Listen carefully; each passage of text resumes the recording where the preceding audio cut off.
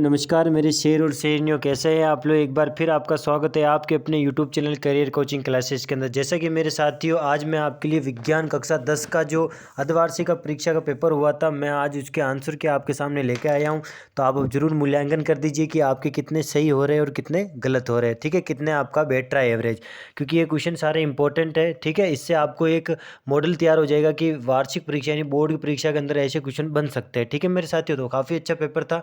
तो ये अर्धवार्षिक परीक्षा का 2022-23 का कक्षा 10 का अजमेर बोर्ड का पेपर है। ठीक है मेरे साथियों, तो आप बने रहिए वीडियो के साथ, आपको काफ़ी यहाँ से हेल्प मिलने वाली है। ठीक है मेरे साथियों, तो बिना समय गवाए आप अपन क्वेश्चन को शुरू करते हैं, लेकिन उससे पहले आप चैनल को सब्सक्राइब कर दीजिए। यहाँ पर मैं आपके लिए बोर्ड क्लासों के लिए जो ऑनलाइन बच्चे स्टडी कर रहे हैं उनके लिए मैं आपके लिए कई शानदार वीडियो बना के आपके लिए डालूंगा। ठीक है, ताकि आप घर बैठे बैठे अध्ययन कर सकते हो। ठीक है, बाकी ऑफलाइन बच्चे अपना बैच चलता ही है। ठीक है, ध्यान रखना आप सभी का। और आप वीडियो के डिस्क्रिप्शन में मैं अपने कॉन्टैक्ट नंबर वगैरह सब शेयर कर दूंगा, तो आप वहां से आप संपर्क कर सकते हैं और कमेंट करके जरूर बताना कि आपको वीडियो कैसी लगी। ठीक है, तो बिना समय गवाए शुरू करते हैं। पहला प्रश्न, निम्न प्रश्नों पे वन लीनियर है ना, ऑब्जेक्टिव टाइप क्वेश्चन है पहले वाले जितने भी है। तो इसमें कह रहा है कि सीता के घर पर नमकीन खाद्य पदार्थ लंबे समय तक रखी रही। सीता की माँ कहती है कि अब ये नमकीन उपयोग में लाने लायक नहीं रह गई। तो क्या होता है, इस ये कहलाएगा, इसको अपन बोलेंगे मेरे साथियों, नमकीन का क्या हो गया, उपचयन हो गया। क्या हो गया मेरे साथियों, नमकीन का उपचयन हो गया। जब कोई चीज़ ज़्यादा समय तक पड़ी रह जाती है तो वो उसका उपचयन हो जाता है और वो खराब हो जाती है। क्या हो जाती है, उपचयन हो जाता है और वो क्या हो जाती है, खराब हो जाती है। तो इसका ऑप्शन नंबर ए जिसने भी क्या होगा उसका राइट आंसर होगा। ठीक है मेरे साथियों, तो चलो आगे। दूसरा कहता है कि क्षारीय पदार्थों की पीएच का मान कितना होता है। अब जैसे मेरी बात सुनो, अब क्षार होता है तो ध्यान रखना, अगर आप क्षार होता है तो क्षार का जो पीएच मान होता है वो 7 से क्या होता है, ज़्यादा होता है। ठीक है मेरे साथियों, और अगर मैं अम्ल की बात करूं तो अम्ल का जो पीएच मान होता है वो 7 से क्या होता है, कम होता है। तो वो 7 से कम होता है। ठीक है मेरे साथियों, और जो उदासीन होते हैं उनका फिक्स पीएच मान कितना होता है, 7 होता है। तो थोड़ा सा ध्यान रखना इन चीज़ों का। ठीक है, लोहे एवं इस्पात को जंग से सुरक्षित करने के लिए क्या के लिए क्या किया जाता है। लोहे को जंग से सुरक्षित करने के लिए आपको पता है उस पर जस्ते जस्ते की पर चढ़ाते हैं। जस्ता यानी जिंक, जिंक के पर चढ़ाने और इस क्रिया को बोलते हैं यसद लेपन। क्या बोलते हैं मेरे साथियों, यसद लेपन कहते हैं। तो इसका तीसरे का पहला राइट था। ठीक है मेरे साथियों, वन लीनियर क्वेश्चन है, सीधा आपको 12 नंबर मिल जाएंगे अगर वन लीनियर एक एक नंबर के 12 क्वेश्चन आपने सही कर दिए तो। ठीक है मेरे साथियों, तो यसद लेपन में क्या करते हैं, लोहा होता है मेरे साथियों, उसको जंग से बचाने के लिए अपन जिंक की परत चढ़ाते हैं उसके ऊपर। ठीक है, किसकी परत चढ़ाते हैं, जिंक, जस्ते की परत। तो इस क्रिया को अपन बोलते हैं यसद लेपन। ठीक है मेरे साथियों, तो चलते हैं अगले क्वेश्चन की ओर। अगला क्वेश्चन क्या कह रहा है, अगला क्वेश्चन कह रहा है रिक्त स्थान की पूर्ति कीजिए। नहीं सॉरी, रिक्त स्थान की पूर्ति नहीं, एक मिनट रुको। अगला क्वेश्चन ये रहा, चौथा, कुछ पदार्थों में अन्य पदार्थों को ऑक्सीजन देने की क्षमता होती है। इन पदार्थों को क्या बोलते हैं, जिन पदार्थों में ऑक्सीजन देने की क्षमता होती है उन पदार्थों को अपन ऑक्सीकारक बोलते हैं। क्या बोलते हैं मेरे साथियों, ऑक्सीकारक बोलते हैं। ठीक है, तो इसका ऑप्शन नंबर ए इसका राइट आंसर होगा। ठीक है मेरे साथियों, तो ध्यान रखना। ओके, अब चलते हैं अगले क्वेश्चन की ओर। कह रहा है कि शरीर में अपशिष्ट पदार्थों को बाहर निकालने की क्रिया क्या कहलाती है। अरे भाई, उत्सर्जन तंत्र किसके लिए पड़ता है, अपशिष्ट पदार्थों को बाहर निकालता है, और उत्सर्जन की सबसे छोटी इकाई कहलाती है नेफ्रॉन। याद रखना, ये क्वेश्चन पूछा गया आगे, ध्यान रखना। उत्सर्जन तंत्र की सबसे छोटी इकाई नेफ्रॉन होती है, और पदार्थ की सबसे छोटी इकाई क्या होती है, परमाणु होती है। ध्यान रखना, पदार्थ की सबसे छोटी इकाई परमाणु होती है। ठीक है मेरे साथियों, शरीर की सबसे छोटी इकाई कोशिका होती है। कौन क्या होती है, कोशिका होती है। तो ये सारे आपको ध्यान रखना है, शेल जिसे अपन बोलते हैं। तो ये सारे क्वेश्चन आपको नोट कर लेना है। ठीक है, तो शरीर के में जो अपशिष्ट पदार्थों को बाहर निकालता है उसको अपन बोलते हैं उत्सर्जन तंत्र। ठीक है, अभी आगे क्या कह रहा है, आगे कह रहा है किसी कोष में इलेक्ट्रॉन की अधिकतम संख्या एक सूत्र द्वारा ज्ञात की जाती है, वो क्या कहलाती है।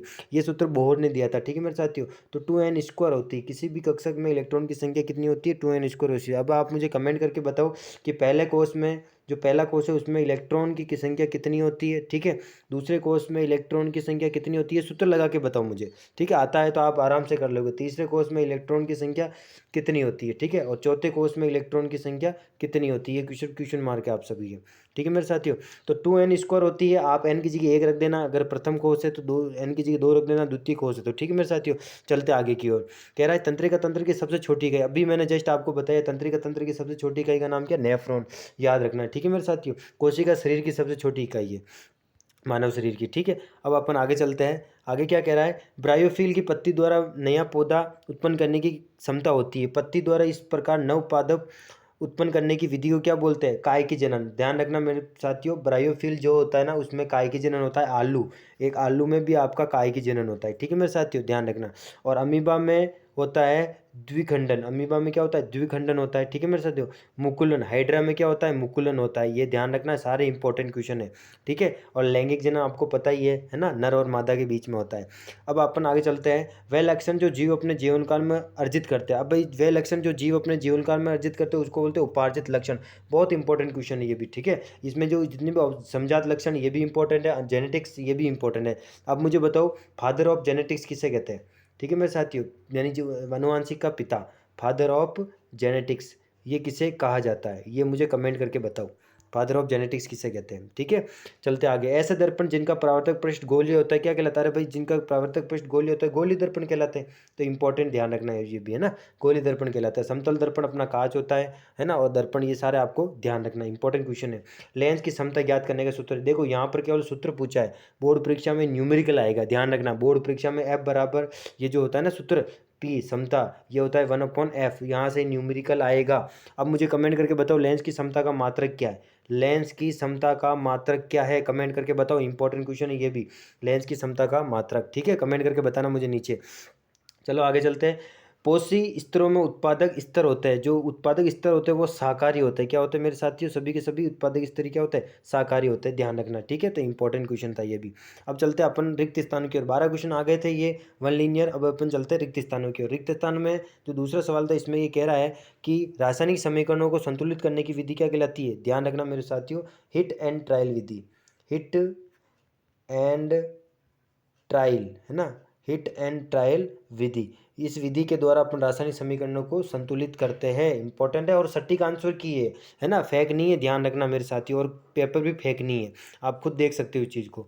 लिटमस विलियन सूचक की तरह उपयोग किया जाता है जो थैलोफाइट समूह के, अब देखना कौन से पौधे, थैलेफाइट समूह के कौन से पौधे, लीचेन पौधे, ध्यान रखना मेरे साथियों, लीचेन पौधे, ये आपका बहुत इंपॉर्टेंट क्वेश्चन है, लीचेन, है ना, लीचेन, लीचेन पौधे जो होते हैं ना, लीचेन पौधे से निकलता है, किस पौधे से निकलता है, लीचेन पौधे से निकलता है, इंपॉर्टेंट क्वेश्चन है ये भी, ठीक है मेरे साथियों, तो आपको यहाँ पर ध्यान रखना है। धात्विक अभिलक्षण समूह ऊपर से नीचे जाने पर क्या होते हैं, बढ़ते हैं, क्या होते हैं, बढ़ते हैं, वर्ग में ऊपर से नीचे जाने पर ये समूह क्या होता है, बढ़ते हैं, ध्यान रखना, ठीक है मेरे साथियों।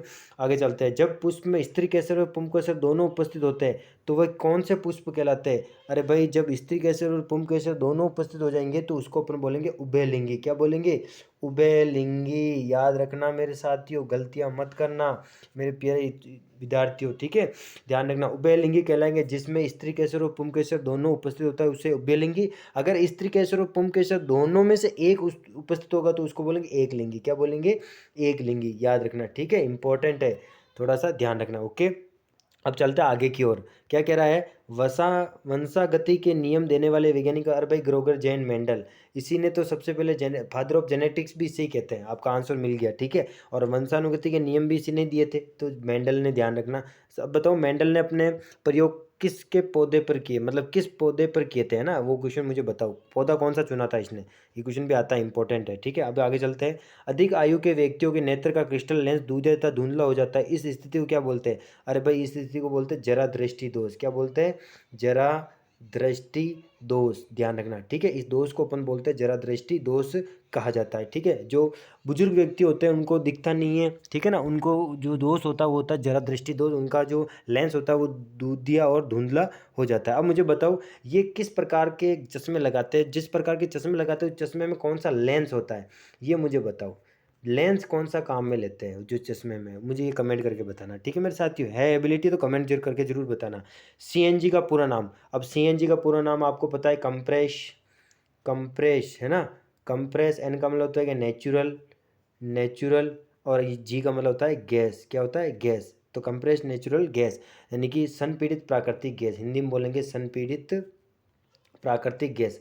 अब बताओ मुझे प्राकृतिक गैस, अब मुझे बताओ जरा कि सीएनजी में कौन सी गैस होती है, सीएनजी में गैस कौन सी भरते हैं, जरा सा ध्यान बताना मुझे, कमेंट करके बताना नीचे, सीएनजी में कौन सी गैस प्रयुक्त में लेते हैं।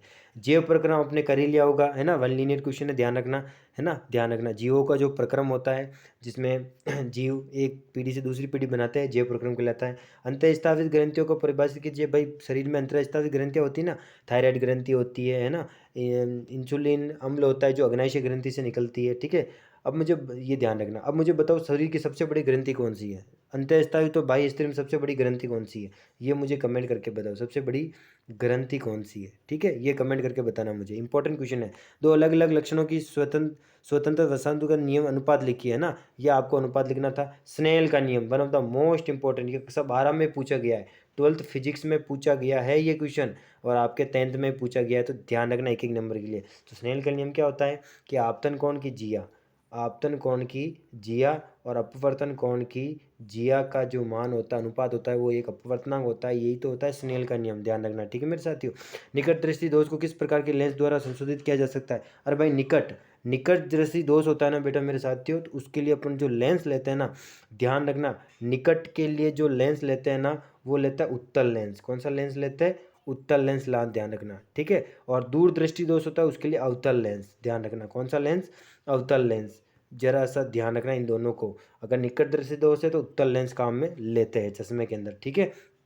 चलो आगे क्या कह रहा है, संसारण को उदाहरण सहित परिभाषित करना है। संसारण क्या होता है? लोहे पर जंग लगना, इसमें उदाहरण आपको देना है कि जंग कैसे लगता है। प्रतिवर्ती चाप समझाइए, आप चाहो तो चित्र भी बना सकते हो उसमें, प्रतिवर्ती चाप क्या होता है, ठीक है। मानव नेत्र का आपको मानव नेत्र का चित्र बनाना था। खाद्य श्रृंखला को उदाहरण सहित समझाना था आपको, है ना, खाद्य श्रृंखला थी ना बेटा, जिसमें शेर, पौधा वगैरह वो जात जिसमें था। हम वन एवं वन्य जीवों को संरक्षण कैसे कर सकते हैं, ये आपको अपने मन से लिखना था, है ना, खुद को पता है।